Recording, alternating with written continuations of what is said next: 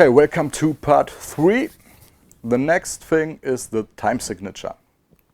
To play a song correctly, you have to know how many beats a measure has. This is shown with 2 numbers at the beginning of the sheet music. Sometimes everywhere else if we have a change in speed. The top number tells you how many beats are in one measure.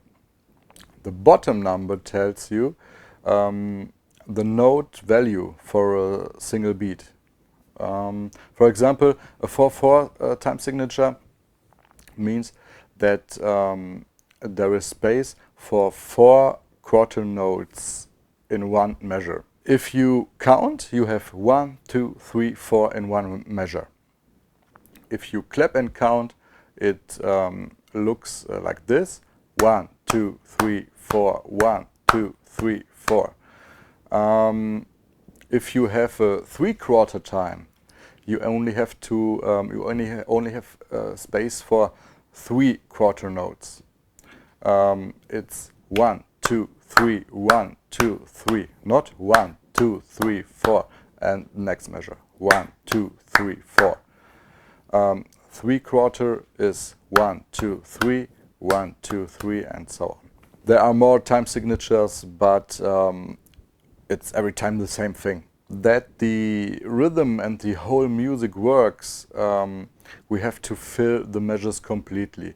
Let's take a look at the value of the notes and the counting. To fill a measure completely in the 4/4 time, we need 1 whole note, or 2 half notes, or 4 quarter notes, or 8 eighth notes, or 16 16th notes, and so on.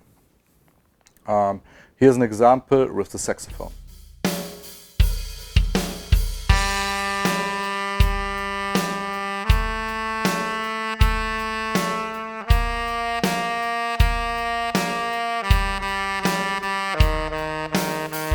And it's the same thing with the rests.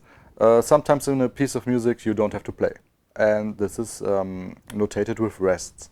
A whole rest shows you that you don't have to play in the whole measure, and a half rest shows you that you don't have to play the half measure, and so on. It's very simple. Here's an example.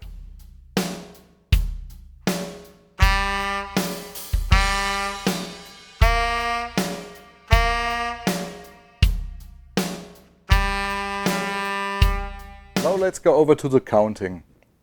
On a 4/4 time, we count 1, 2, 3, 4, 1, 2, 3, 4. We do this for the whole half and quarter notes. The claps are every time on the 1, 2, 3, and 4, but now there are some differences with the counting. 2 eighth notes have the value of 1 quarter note.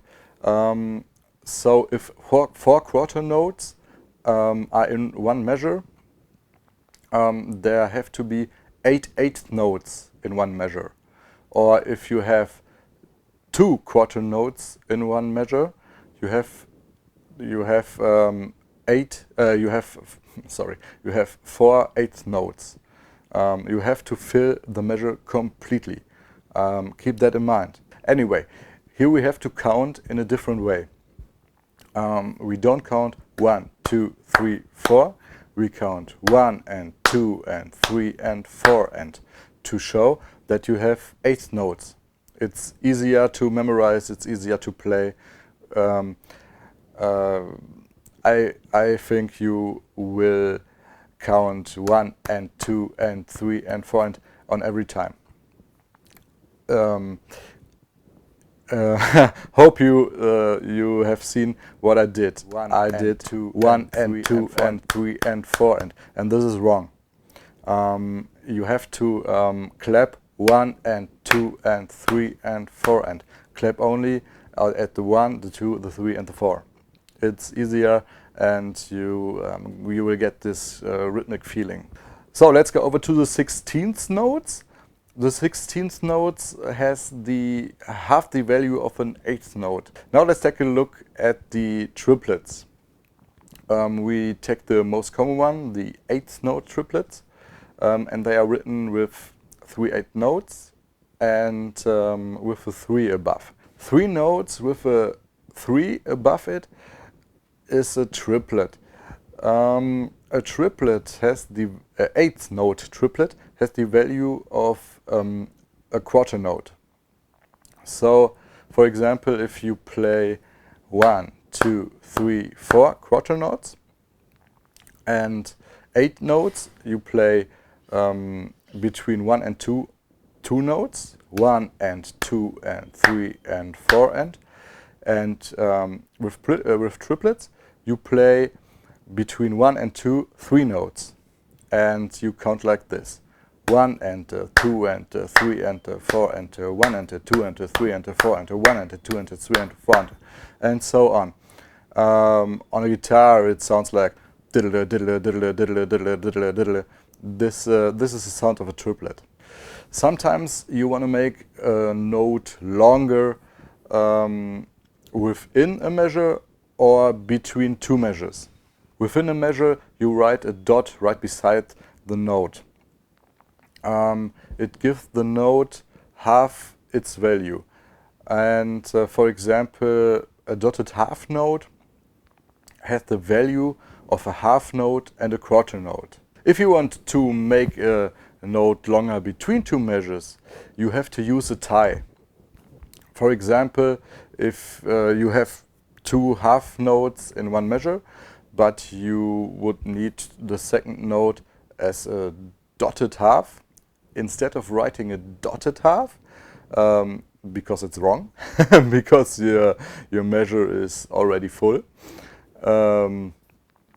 you would write a quarter note at the beginning of the next measure and use a tie from note 1 to the note to the quarter note. And you have the value of a half note and a quarter note. And these 2 things work with every note value. Not every note value. A dotted whole note in a 4/4 measure doesn't work. But a dotted 8th note has the value of an 8th note and a 16th note. A dotted 16th note has the value of a 16th note and a 32th note. 32nd note. You know what I mean. The next important thing for our rhythm and our feeling is the tempo. It's written with a note, an equal sign and a number.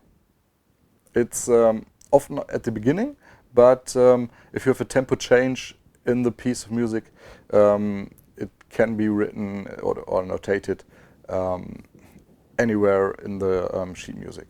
But for example, a quarter note with an equal sign and a number, let's say 60, it means that you have 60 quarter notes per minute. And this means it's 60 BPM, 60 beats per minute. With an 8th note in the front of the equal sign and the 60 means there are 60 8th notes per minute. On some sheet music there are no numbers, there are words in Latin, like presto, largo, adagio and so on. I show you the list and the BPM behind. Learn it, memorize it and go over to the next video. We see us in part 4. Hasta luego, goodbye and tschüss!